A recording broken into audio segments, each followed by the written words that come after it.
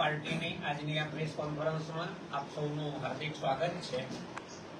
અમારા માટે, આપણા સૌના માટે ખૂબ ખુશીનો પ્રસંગ એ છે કે ખેડૂતો માટે પડદાના મુદ્દે સરકાર સામે મજબૂત લડત આપીને 108 દિવસથી વધારે ખેડૂતો માટે જેલમાં ગુજાર્યા પછી આપણા ખેડૂત નેતા માનનીય રાજુભાઈ કરપડા જામીન મુક્ત થઈ અને આપણી સૌની વચ્ચે આજે હાજર છે.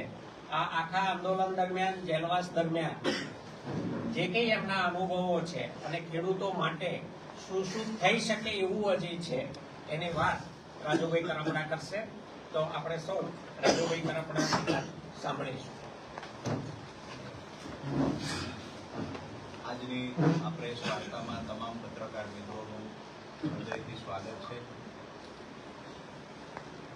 સાથે જ મારી સાથે ધારાસભ્ય ગોપાલભાઈ, સાગરભાઈ, અમારે સહપ્રભારી શ્રી ગુલાબભાઈ, અમૃતભાઈ મકવાણા, સાથે જ મોટી સંખ્યામાં જ્યારે ખેડૂતો ઉપસ્થિત છે ત્યારે તમામ મિત્રોનું હૃદયથી સ્વાગત કરું.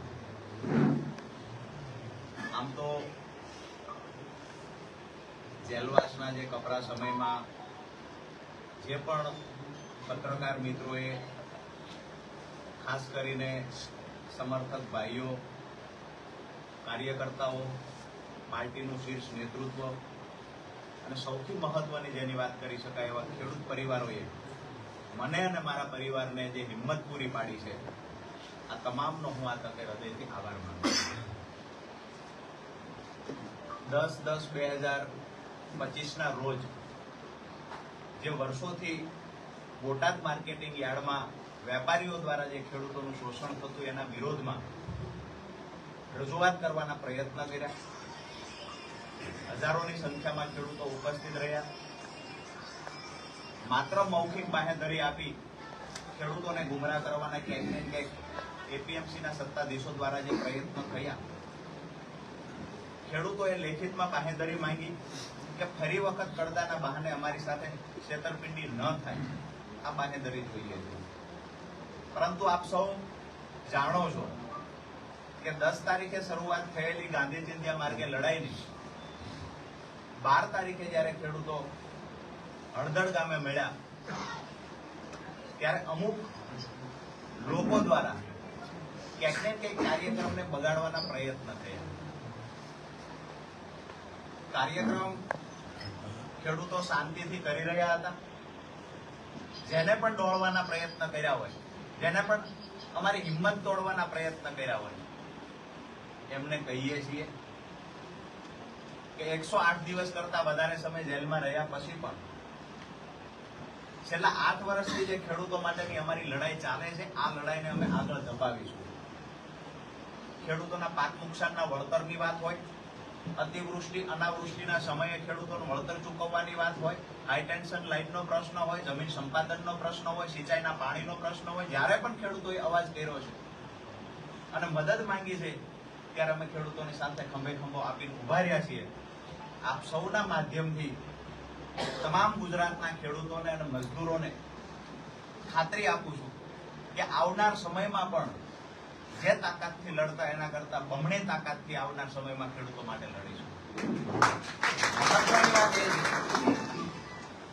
છે કે જે જેલવાસનો સમય 108 દિવસ કરતા વધારે રહ્યો, તો આ સમયગાળા દરમિયાન આવનાર સમયમાં ખેડૂતોની સુખાકારી માટે શું કરી શકાય, શું રોડમેપ બનાવી શકાય, આ વિચારવાનો સમય મળ્યો છે. અને જે સમય મળ્યો તો એનો સદુપયોગ આવનાર સમયમાં જોવા મળશે. આપ સૌનો ખૂબ ખૂબ આભાર.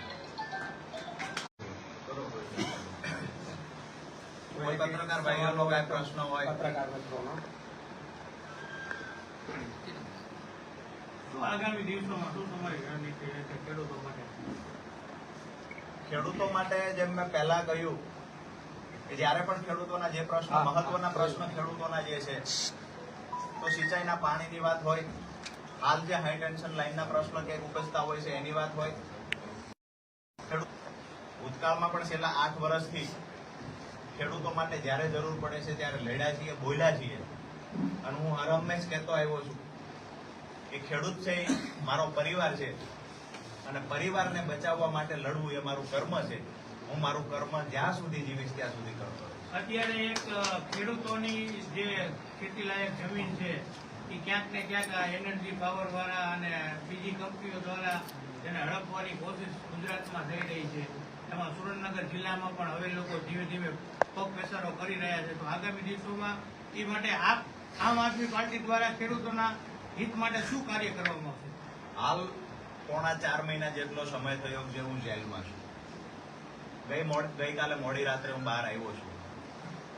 આપે જે વાત કરી કે ક્યાંક ને ક્યાંક કંપનીઓ દ્વારા ખેડૂતોને દબાવવાના પ્રયત્ન થઈ રહ્યા છે, એની જમીન હડપવાના પ્રયત્ન કર્યા છે. હું આવનાર સમયમાં તમામ બાબતે અભ્યાસ કરીશ અને ભૂતકાળમાં કચ્છ સુધી અને જુનાગઢ સુધી ખેડૂતો માટે લડવા ગયા છીએ તો સુરેન્દ્રનગરમાં તો લડશું એની ખાતરી આપીએ.